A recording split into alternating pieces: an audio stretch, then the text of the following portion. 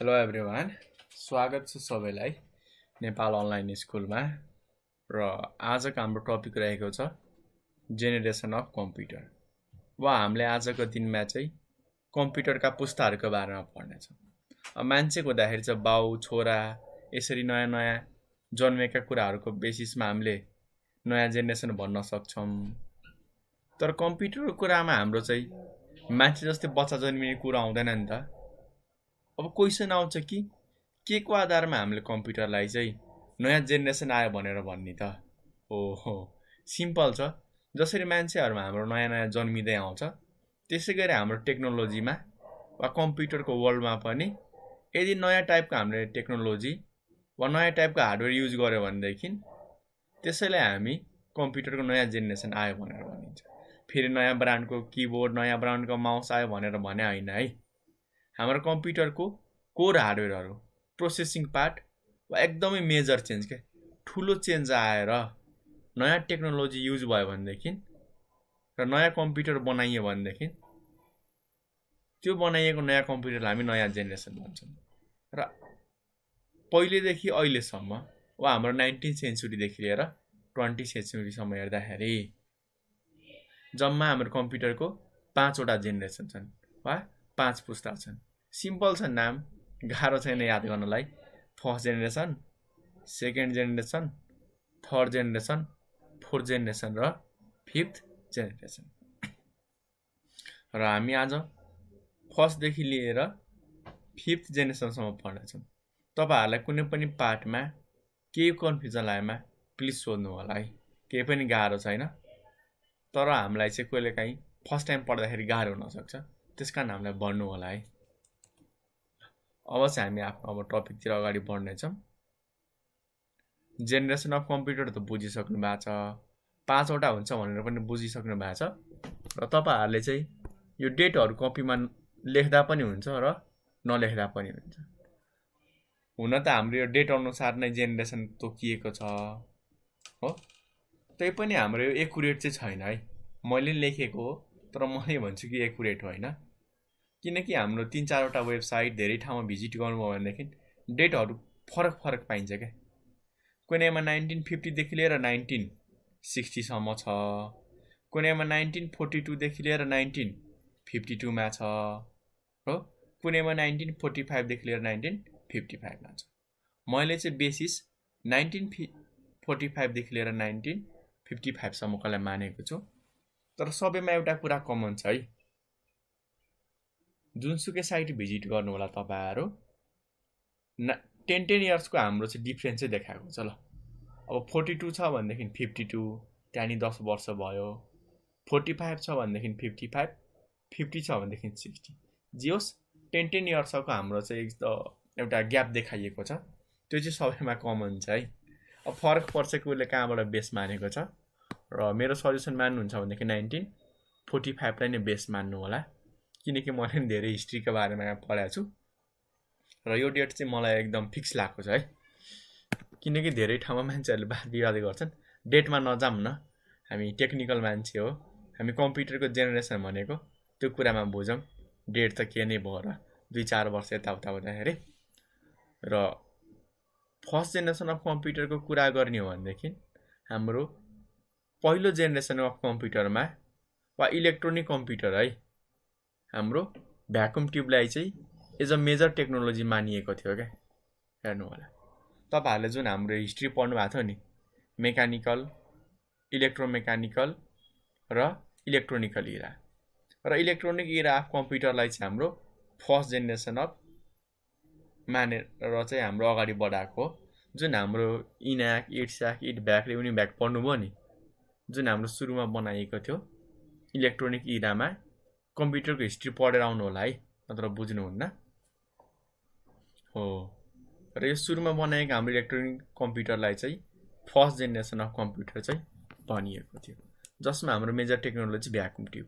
यो हेर्न सक्नुहुन्छ है। हेर्दाखेरि यो कुनै कुनै सानो पनि हुन्छ, कुनै कुनै ठुलो पनि हुन्छ। यो कुनै कुनै हाम्रो 1 मिटरको पनि हुन्छ, 2 मिटर होइन। अब एक्ज्याक्ट चाहिँ भन्न मिल्दैन, कसैले ठुलो बनाए सानो बनाए, अब त्यो हाम्रो बनाउने साइन्टिस्टहरूमा डिपेन्ड हुन्छ के पर्पजको लागि बनाएको थिए। र फर्स्ट जेनेरेसन अफ कम्प्युटर चाहिँ हाम्रो मेनली साइन्टिफिक क्यालकुलेसनको लागि युज हुन्थ्यो क्या। ठुल्ठुलो हाम्रो क्यालकुलेसनहरू गर्नको लागि जुन मान्छेको दिमागलाई गर्न एकदमै धेरै टाइम लाग्छ र गल्ती गर्ने गर्दछ। त्यस्तो क्यालकुलेसनहरू गर्नको लागि हाम्रो यो फर्स्ट जेनेरेसन अफ कम्प्युटर बनाइएको थियो। र यसको फाइदा हेर्नुभयो भनेदेखि भ्याकुम ट्युब युज भएको थियो क्या, जसमा चाहिँ हाम्रो स्टोरेज गर्ने क्यापासिटी थियो। किनकि हिस्ट्री पढ्नु भएको छ तपाईँहरूले, पढ्नु भएको छैन भनेदेखि पढेर आउनु, हाम्रो भिडियो छँदैछ, डराउनु पर्दैन। पुरानो कम्प्युटरमा चाहिँ हाम्रो जस इनपुट दिने हाम्रो क्यालकुलेसन गर्छ अनि रिजल्ट देखाउँथ्यो, तर त्यो सेभ भएर नबस्ने क्या। तर फर्स्ट जेनेरेसन कम्प्युटरमा चाहिँ हाम्रो एन्सरहरू रिजल्टहरू सेभ गर्ने अप्सन पनि बनाइएको थियो। र फर्स्ट जेनेरेसन कम्प्युटरको स्पिड हाम्रो मिली सेकेन्डमा थियो है। अब मिली सेकेन्ड भनेको त्यस्तो डराउनु पर्दैन। मिली सेकेन्ड भनेको यसले चाहिँ 1 सेकेन्डलाई 1000वटा सानो टुक्रा बनाएर डिभाइड गर्छ। अर्थात् तपाईँहरूले जो नर्मल बुझ्नु हो भनेदेखि यसले चाहिँ हाम्रो लागि 1 सेकेन्ड हुनु भनेको कम्प्युटरको लागि 10-15 मिनट जस्तो हो क्या। त्यसरी बुझ्नु न, जस्ट इमेजिन गराउन खोजेको है तपाईँहरूलाई, त्योभन्दा ठुलो कुरा केही छैन। अब हामी बुझौँ कि फर्स्ट जेनेरेसन अफ कम्प्युटरमा के खराबी थियो त। धेरै कुराहरू खराबी थियो, किनकि फर्स्ट टाइम बनाइएको थियो, बिस्तारै बिस्तारै चेन्ज त भएको हो नि। तर सुरुमा हेर्दाखेरि चाहिँ साइजमा एकदमै धेरै ठुलो। अब साइज बढेपछि भक्का भारी बढ्छ हो। 30 टनको थियो है। अहिले तपाईँहरूले टनलाई क्विन्टललाई केजीमा कन्भर्ट गर्न सक्नुहुन्छ। र म तपाईँहरूलाई सानो रिक्वेस्ट गर्छु कि 30 टन भनेको कति केजी हो प्लिज तल कमेन्ट गर्नु होला। हामी पनि हेरौँ न हाम्रो भाइ बहिनीहरू कति ट्यालेन्ट छन्, र आशा छ कि सबैले कमेन्ट गर्नुहुन्छ भनेर। र कम्प्युटर हाम्रो एकदमै महँगो पनि थियो, र ठुलो भएको कारणले महँगो पनि हुन्छ थाहा छ, किनकि धेरै मेटेरियलहरू धेरै सामानहरू चाहिन्छ ठुलो कम्प्युटर बनाउनलाई।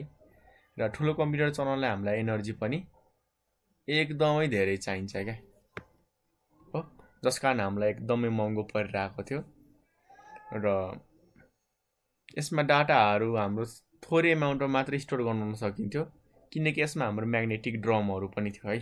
ठिक छ ल।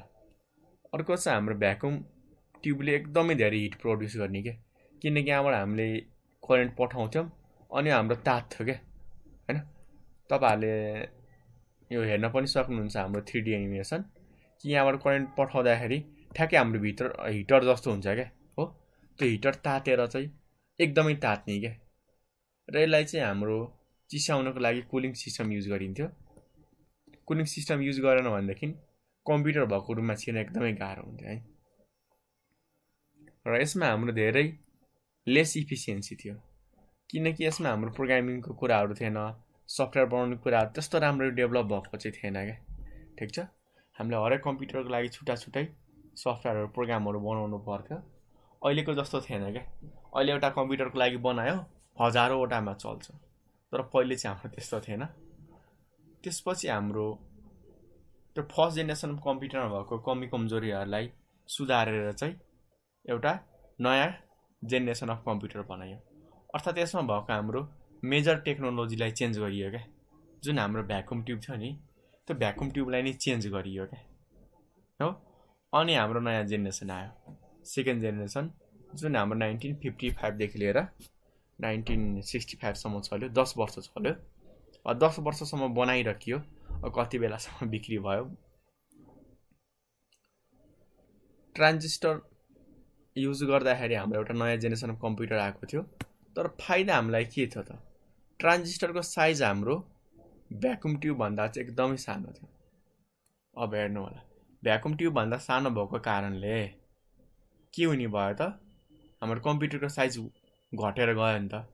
अब यत्रो ठुल्ठुलो कम्पोनेन्ट युज गर्दाखेरि त अब हाम्रो एउटा मात्र हुँदैन, हजारौँवटा कम्पोनेन्ट हुन्छ हो। अब हजारौँवटा यस्तो ठुल्ठुलो साइजको कम्पोनेन्टलाई यस्तो सानो साइजको हाम्रो हार्डवेयरले रिप्लेस गर्यो भनेदेखि अब एउटा हार्डवेयरमा यति स्पेस बच्यो, जस्ट इमेजिन भनेपछि हजारवटामा कति हुन्छ त, धेरै ठाउँ बच्ने भयो हो। यसरी हाम्रो साइजहरू चाहिँ घट्यो। त्यति मात्र होइन, एउटा ट्रान्जिस्टरले हाम्रो 100वटा 1000वटा भ्याकुम ट्युबले गर्ने काम गर्थ्यो क्या। हेर है फाइदा। एक त हाम्रो साइजमा सानो छ, त्यति मात्र होइन, एउटा हामीले ट्रान्जिस्टर युज गर्यो भनेदेखि 100वटा भ्याकुम ट्युब, 200वटा भ्याकुम ट्युब बराबर वा हजारौँ भ्याकुम ट्युब बराबर काम गर्न सक्थ्यो, डिपेन्डिङ अपन कति पावरफुल ट्रान्जिस्टर छ। कुनै पावरफुल हुन्छ, कुनै हाम्रो लेस पावरफुल हुन्छ, हैन।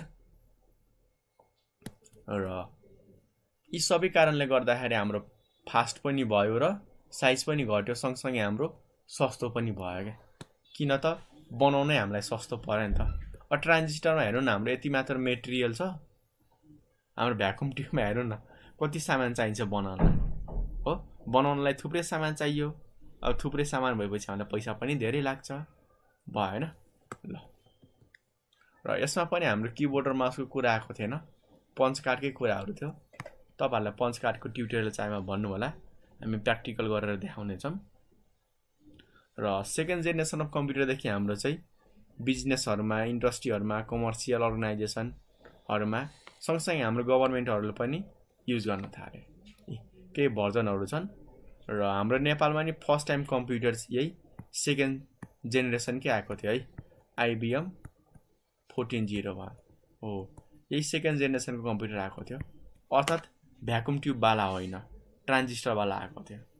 किनकि एसी राखेर मेन्टेन गर्नुपर्छ, एकदमै गाह्रो हुन्थ्यो फर्स्ट जेनेरेसन। अब यसमा भएको हामी केही फाइदा र बेफाइदाका कुराहरू भन्छौँ। फर्स्टमा फाइदा हेऱ्यौँ भनेदेखि त्यही हामीले अघिको पढेको कुराहरू, साइज हाम्रो घट्यो होइन। साइज घट्नु कारणले हाम्रो एनर्जी पनि थोरै लिने भयो, हाम्रो कम्पोनेन्ट पनि घटाएको छ, त्यस कारण एनर्जी पनि कम लिने र तात्ने पनि कुराहरू कमै थियो है। सँगसँगै हाम्रो पञ्च कार्डहरू इनपुटको लागि युज गरिन्थ्यो, अर्थात् इनपुट दिने हामीसँग चोइस चाहिँ थियो है। र फर्स्ट जेनेरेसन भन्दा हाम्रो सेकेन्ड जेनेरेसन कम्प्युटरहरू एकदमै सस्तो, किन्ने बेला पनि सस्तो, चलाउँदा पनि हामीलाई सस्तो नै पर्थ्यो। र स्पिडमा हाम्रो इम्प्रुभमेन्ट थियो है, मिली सेकेन्डबाट माइक्रो सेकेन्ड। योभन्दा अगाडि हाम्रो 1/10⁻³ र सेकेन्ड जेनेरेसन हाम्रो 1/10⁻³ माइक्रो सेकेन्ड। अब 1/10⁻6ले डिभाइड गरेर हेर्नु होला कति सानो भ्यालु आउँछ, अर्थात् यसले हाम्रो काम एकदमै सानो समयमा गर्न सक्छ।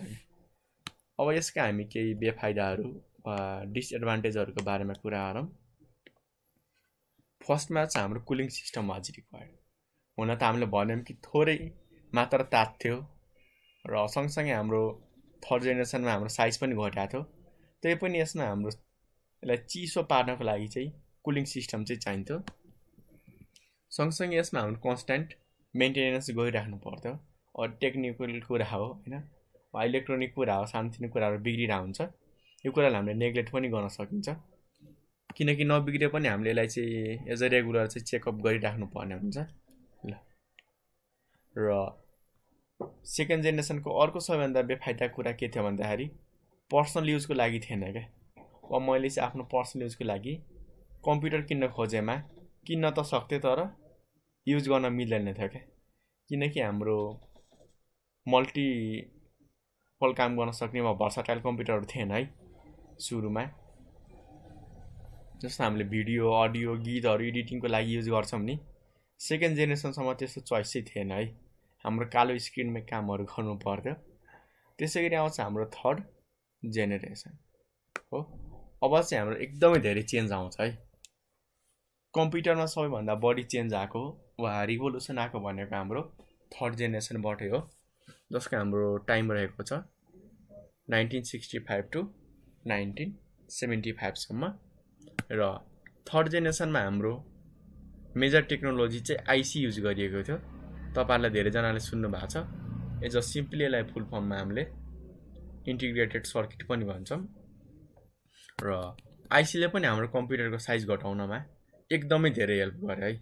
र कतिजनाले भन्छन् कि यो आइसी यसो हेर्दाखेरि त हाम्रो ट्रान्जिस्टर भन्दा त ठुलो छ नि, हेर्नु नै हो, यो ट्रान्जिस्टर हाम्रो एकदमै सानो हुन्छ, तर एज अ आइसी हेऱ्यो भनेदेखि हाम्रो ठुलो हुन्छ। त्यही पनि हाम्रो यो आइसीले कम्प्युटरको साइज कसरी घटायो भन्ने कुरा हुन्छ।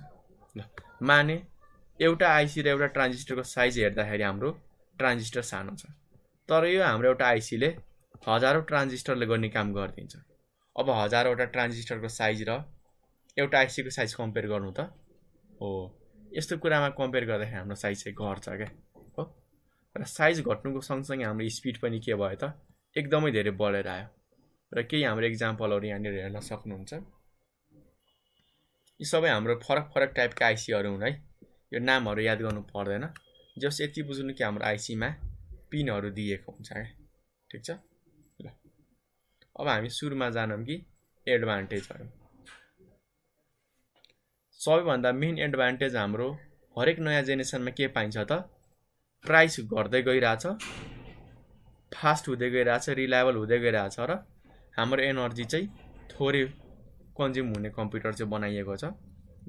साइजको कुरासम्म त तपाईँहरूले बुझिसक्नु भएको छ, मैले के भन्नु परेन। यसमा हाम्रो ड्रास्टिक चेन्ज केमा भएको थियो भन्दाखेरि स्टोरेज क्यापेसिटी एकैचोटि अचानक बढ्यो क्या।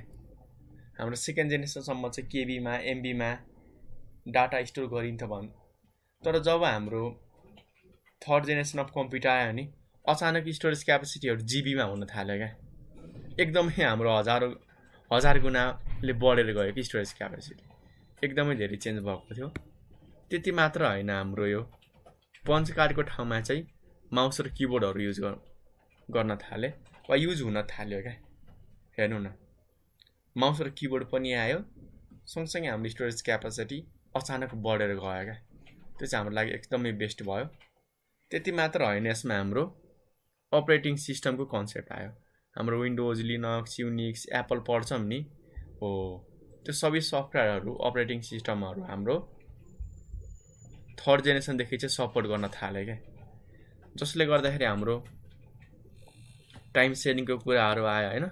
ल र स्पिडको कुरा गर्ने हो भनेदेखि माइक्रो सेकेन्डबाट न्यानो सेकेन्डमा आयो, जुन हाम्रो लागि एकदमै बेस्ट हो है। र सँगसँगै हाम्रो केही बेफाइदाका कुराहरू पनि छन्, यहाँ डिसएडभान्टेजमा हेर्न सक्नुहुन्छ। पहिलो हाम्रो डिसएडभान्टेज भनेको के रहेछ त आइसी चिपहरूलाई चाहिँ हाम्रो मेन्टेन गर्न एकदमै डिफिकल्ट थियो, आइसीहरूलाई गाह्रो हुन्थ्यो, किनकि हाम्रो आइसीको जुन स्ट्रक्चर थियो नि, जुन बनावट थियो एकदमै कम्प्लेक्स हुने क्या, जस कारण हाम्रो चाहिँ मेन्टेन गर्न गाह्रो हुन्थ्यो। त्यति मात्र होइन, हाम्रो थर्ड जेनेरेसनसम्म पनि कम्प्युटरहरू के भइरहेको थियो त एकदमै धेरै तात्ने कन्सेप्टहरू थियो। र सँगसँगै हामीलाई चाहिँ एकदमै सोफिस्टिकेटेड वा एकदम एडभान्स टेक्नोलोजी हामीलाई चाहिएको थियो क्या, हामीलाई एज अ आइसीहरू बनाउनको लागि, ठिक छ। त्यसपछि आउँछ नेक्स्ट हाम्रो फोर्थ जेनेरेसन अफ कम्प्युटर, जुन चाहिँ हाम्रो 1975देखि लिएर 1989सम्म बनाइयो। अर्थात् हाम्रो यो कम्प्युटर चाहिँ 15 वर्षसम्म चल्यो है। ल यो त थाहा पाइसक्नुभयो कि हाम्रो यो 1975देखि लिएर 1989सम्म चल्यो र हाम्रो यो फर्स्ट टाइम चाहिँ कम्प्युटर 15 इयर्ससम्मको लागि चलेको थियो। ल र हाम्रो फोर्थ जेनेरेसन अफ कम्प्युटरमा चाहिँ मेजर टेक्नोलोजीको कुरा गर्ने हो भनेदेखि चाहिँ हाम्रो आइसी भन्दा पनि एडभान्स टेक्नोलोजी आएको थियो, जसलाई चाहिँ हामीले एज अ माइक्रो प्रोसेसर भन्छौँ है, तपाईँहरू सबैलाई थाहा छँदैछ। र माइक्रो प्रोसेसरलाई तपाईँहरूले एज अ सिपियु पनि भन्नुहुन्छ। हुन त हाम्रो धेरैजनाले चाहिँ सिपियु भनेको जुन हाम्रो त्यो ठुलो डब्बा छ होइन त्यसलाई बुझ्नुहुन्छ है, तर हाम्रो एज अ कम्प्युटरको स्टुडेन्टले सिपियु केलाई हामीले बुझ्नुपर्ने हुन्छ त। र जुन तपाईँहरूले यो सिपियु हेर्नु भएको छ नि, वा माइक्रो प्रोसेसर भनौँ एज अ टेक्निकल मान्छे, यसले नै हाम्रो मेन प्रोसेसिङको काम गर्छ है हाम्रो कम्प्युटरमा, सबैलाई थाहा छ।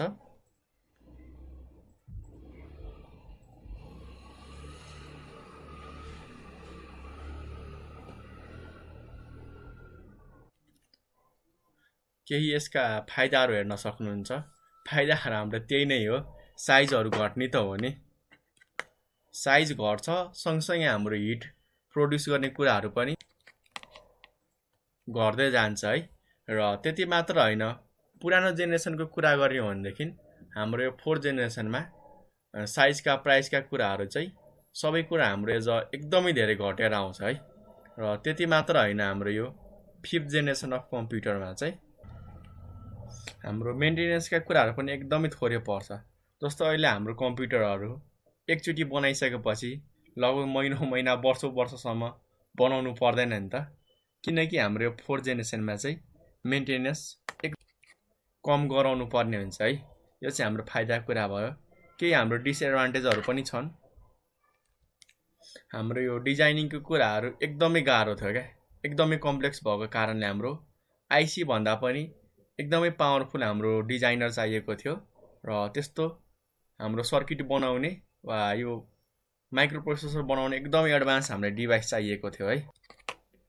अब हामी जान्छौँ 5th जेनेरेसन अफ कम्प्युटरमा, जुन चाहिँ हाम्रो एज लास्ट हो। 5th जेनेरेसन र जति पनि हाम्रो यो पोर्टेबल नोटबुकहरू, हाम्रो एडभान्स ल्यापटपहरू छन् आजकलका, ती सबैमा हाम्रो के गरिएको छ त, यो हाम्रो यो 5th जेनेरेसनको हाम्रो सिपियुहरू चाहिँ युज गरिएको छ।